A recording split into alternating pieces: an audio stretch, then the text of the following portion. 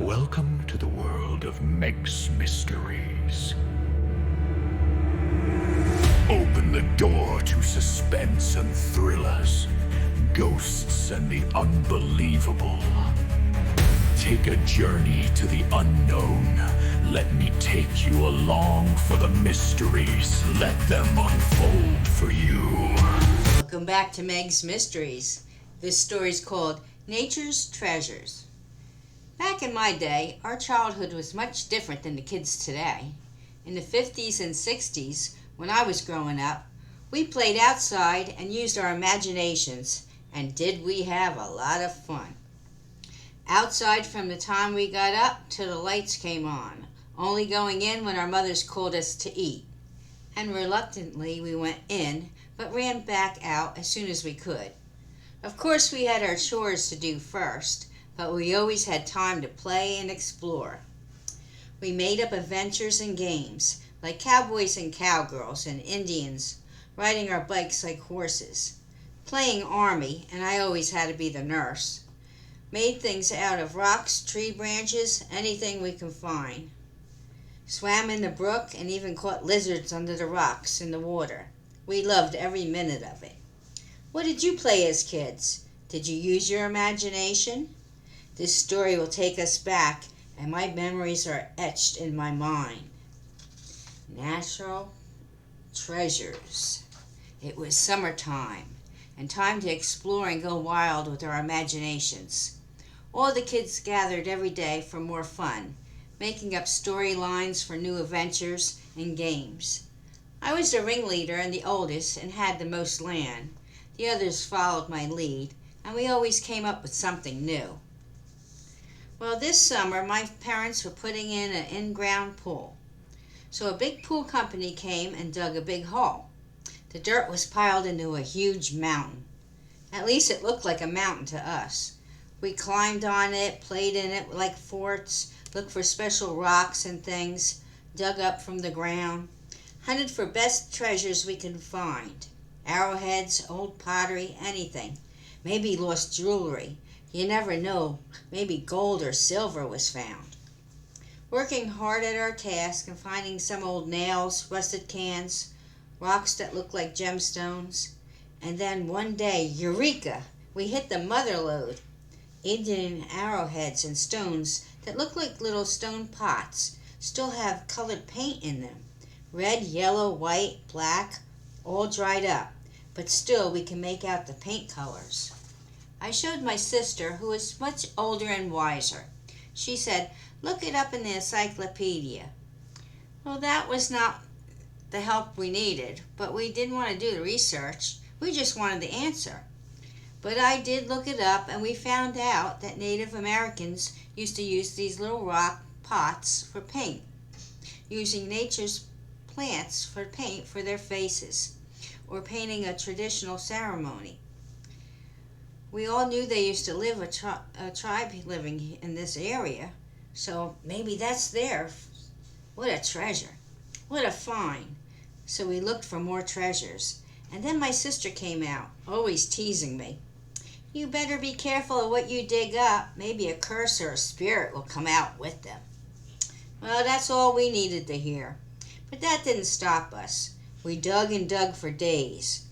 Found a couple more things, and then forgot all about it, and went to the brook to make a raft for our next project.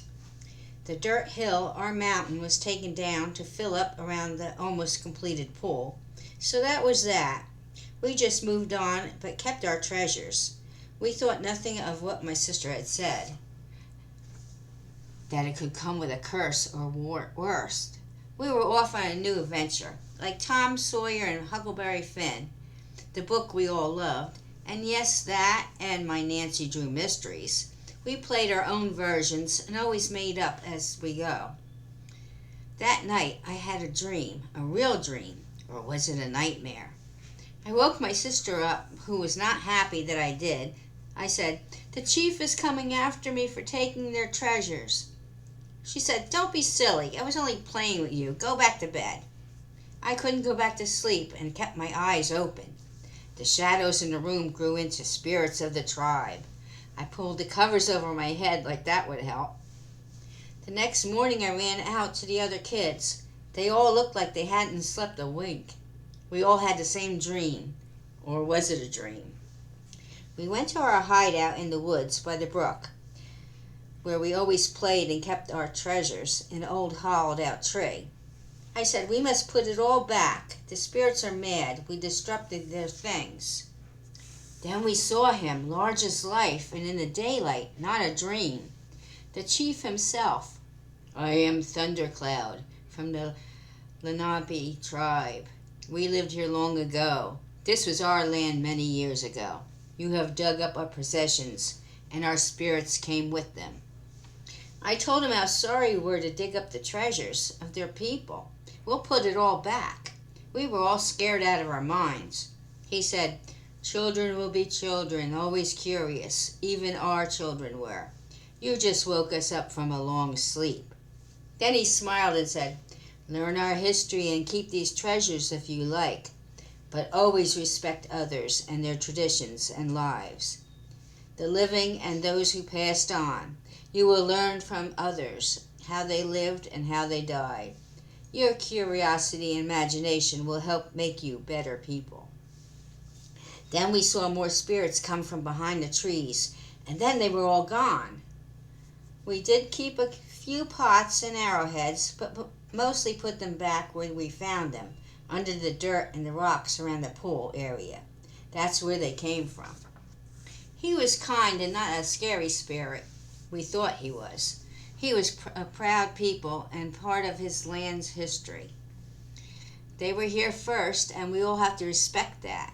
The history books don't do them justice. And the old TV shows we watched, they showed them as the bad guys. That was so wrong. That was the last time we played cowboys and Indians. We had a new respect for all of them. Of course, we still made up adventures and had fun, but we were very careful now not to dig up things best left alone. The spirits do come along with some of the treasures, so be careful out there. They may not be as kind as Chief Thundercloud. What did you do for fun as a kid? How many close encounters did you have? Did you dig up anything mysterious or strange? Kids will be kids, and that is how we learn, by using our own imagination. The rest of the summer we swam in the pool and still made up some stories and fun things to do. Always outside and searching for nature's treasures as we go. Maybe more spirits will be attached to them. What do you think of that? This was not a scary mystery, but a fun memory.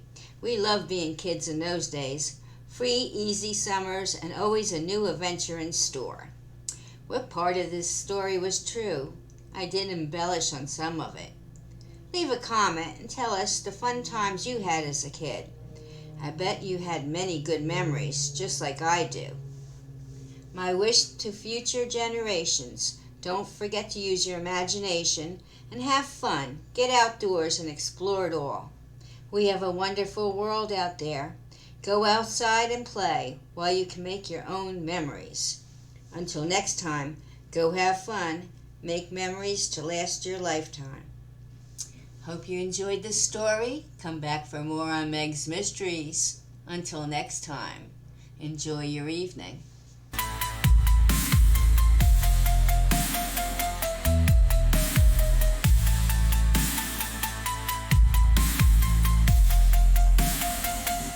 Forget my